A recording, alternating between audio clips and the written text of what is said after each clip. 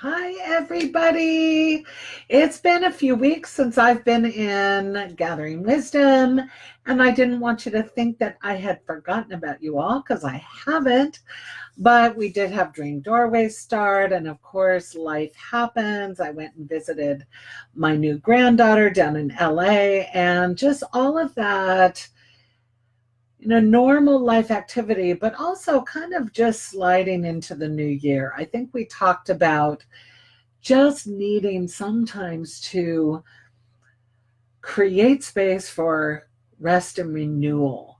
A new year, depending on where you live, isn't always about crashing in, envisioning and activating and starting and, rushing. In fact, I think a lot of us, especially after our solstice experience, and just that natural inclination, maybe to, take it down a few notches and rest in. So January has had some ample time for me of rest and renewal, and I hope to for you all. But here we are in Gathering Wisdom, and right at the end of January. This has also been a really full month with activation and astrological energy. Of course, we've had 2 eclipses, and I always think it's really interesting to look at some of that symbology and say, hey Laura, how is this moon affecting me? Or what is being eclipsed in my life? So remembering Gathering Wisdom, we're always using sort of mythic, metaphoric, symbolic approaches to life. That's part of the depth approach. And I, as a creative depth coach and art-based inquiry, of course, that's what I'm promoting. So, if that's unfamiliar to you, you're getting to know some language here. You're getting to dip in a little bit. If you've done some programming with me, hey, Terry, if you've done some programming with me, then you've dipped into how that art-based experiential process works. It works. It's life-changing. So I just want to remind us all, we are always here gathering wisdom. Of course, there are times when this whole group, which is amazing, and I want to, sort of compliment all of us, this group can go a little bit quiet, and then it opens up again. It's almost like a night blooming flower. When we're active and there's something going on here, we all sort of open up and start to engage. And then there's that quiet time, that resting time. Some will go into programs with me when they're opening up, and some will just go into rest time. So that's been a little bit of this last few weeks period. Some have come into Dream Doorways, work with me, and some of you wanted some quiet time, and I hope you got it. Hey, Joanna. So we are coming right up after this month, after all of the energy that's been opening and energizing and flying, and all of that quieting, resting energy that we may be harboring or stealing back for ourselves. I think sometimes we steal time to get what we need to actually do that resting and renewing. But we're right on the cusp of a new month. And as this new month rolls around, I want you to remember this is actually a new year. For many people in the world, we're coming up to Chinese New Year. We're coming up to Imbolc. We're coming up to the Celtic cross-border seasonal celebration of Bridget's Day. This is Candlemas. This is also a new beginning. And, we roll into these first few months of the year, and there are many, many ways and places where we have the opportunity to say, this is my new year. This is where I'm awakening. And there's also an opportunity, kind of like Groundhog Day, which is also coming up, to say, it's not spring yet, or I'm not ready yet. But I think here we are gathering women. This is a circle that is mostly made up of women. Most of my work is with women. We are gathering wisdom. We are individuals gathering wisdom. It's not really gender related. It's a a consciousness, a feminine consciousness that we're really cultivating a sacred space for here. And of course, this is an open forum, and we're cultivating some of the language that then I invite people to do work with me in a variety of other ways. But this is a wonderful place where we seed ideas, and we're developing just a new sense of engaging.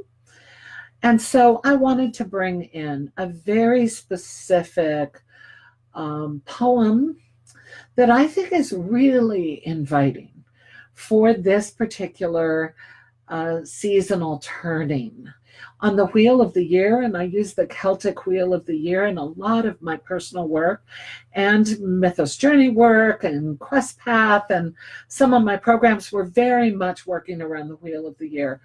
And I want you to listen. I just want you to have a chance to meditate with these words from Caroline Mellor. I am the dream of awakening. I am the returning of the light. I am the tough green shoot pushing up through the paved stones.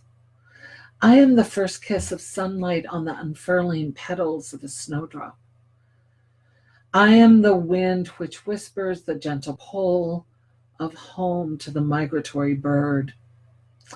I am the drop of ice melting on the mountainside with its great dream of the ocean.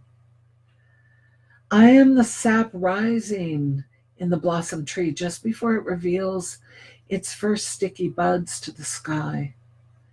I am the riotous celebration humming away beneath the earth's mantle of frozen sleep.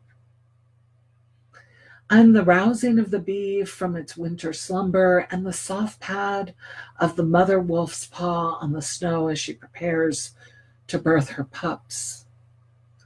I am hope. I am potential. I am rebirth. I am promise.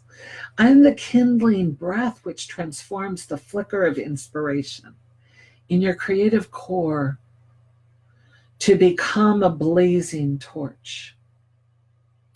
Give me the silent crescent moon rising over the sea, and I will build you a bridge of silver light so you can walk up and lie in it.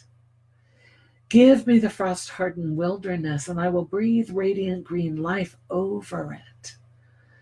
Give me the healer, the writer, the craftsperson, the storyteller, the artist, and I will replenish her essence and make her new again. I am Brigid, Bast, Inanna, and Hestia. I am the fierce protectress of the sacred fire. Tonight I bestow your gifts of power and courage at the hearth of your soul. Power to step out of the shadows of self-doubt and negativity and overwhelm, which may have held you in the darkness for too long. Power to shed anything and all that no longer serves you. And courage to clear your heart and mind for the dawn of this new day that awaits you. I am the fire within which will not be contained. I am the quickening. I am Imbolc. I am the dream of awakening.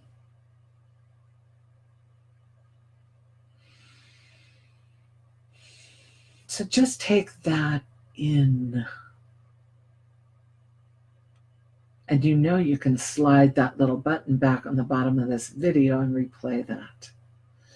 Now, these are really potent words, and I want you to look for the images, the symbols. At Imbolc, on Bridget's Day, on Saturday, February 2nd, in the Northern Hemisphere, where we are holding that time at the deep of winter, where spring is just under the surface. And all of this language through this beautiful writing of Caroline's reminds us that it is the inner sense of awakening. It is I who feel and I who light that inner flame, that Bridget's flame. Yes, the goddess comes. Yes, the divine feminine influences, but we have to claim it. We have to live it and become it and make that space inside to know it before we know it. To be that drop of water on the mountainside coming off of the ice that dreams of the ocean, right? So I just want you to think about how this call to action, how this place of awakening, how this cross-quarter feast day, a fire feast day of Imbolc, or a connection to Bridget, actually might bring something new to the surface. For me, and I want to share this with you, the most potent work that I did when I didn't know anything, when I was just starting to talk to the moon, just barely listening to the earth, starting to silence myself so that I could open up, starting to shed all of the stories that were holding me back. The first goddess, the first turning of the wheel that inspired me, inspired my life, was Bridget and Imbolc. And it was because of this awakening energy. It was because I was on the cusp of knowing something that I hadn't known, experiencing something I hadn't experienced, ready and waiting for something to change that wasn't changing yet. I wasn't even the baby bird cracked out of the egg, I was just dreaming about being pushed out of a nest and being able to learn to fly again. I mean, it was so far back for me. But what was the common ingredient and what was the energy of the divine that was calling to me? It was she. It was this particular goddess. And, we talk about the cross-cultural ways that these archetypal energies, these goddess energies may affect us. And Bridget can be really potent. Remember how connected she is with Athena.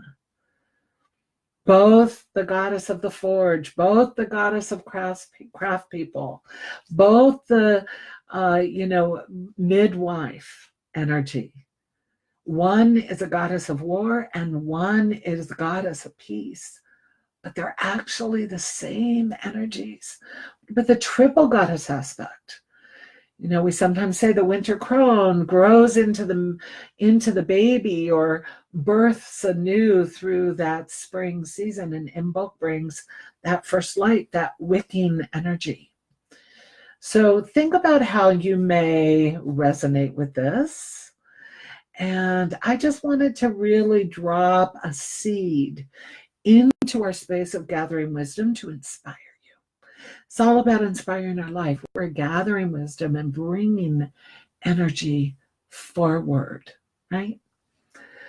And I'm going to pop in again next week or in a couple days and just start stirring this space a little bit. I have something really exciting coming mid-February that we're all going to get to participate in, anybody who wants to. And it's going to be a workshop series, so over a few days. And I've never done that before, so that should be really fun. So I just wanted to say hello.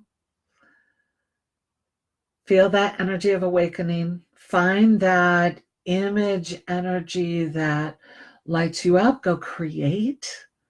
Go make a mark. Shift some energy. Remember that art making is about activating, shifting energy. Go build an altar. Bring in, a bowl of water or some honey or just something. Light a candle. Just bring in some of this energy that was held here in these beautiful words. And I will check in next week. So just have fun, and we'll continue to play. Bye, everybody.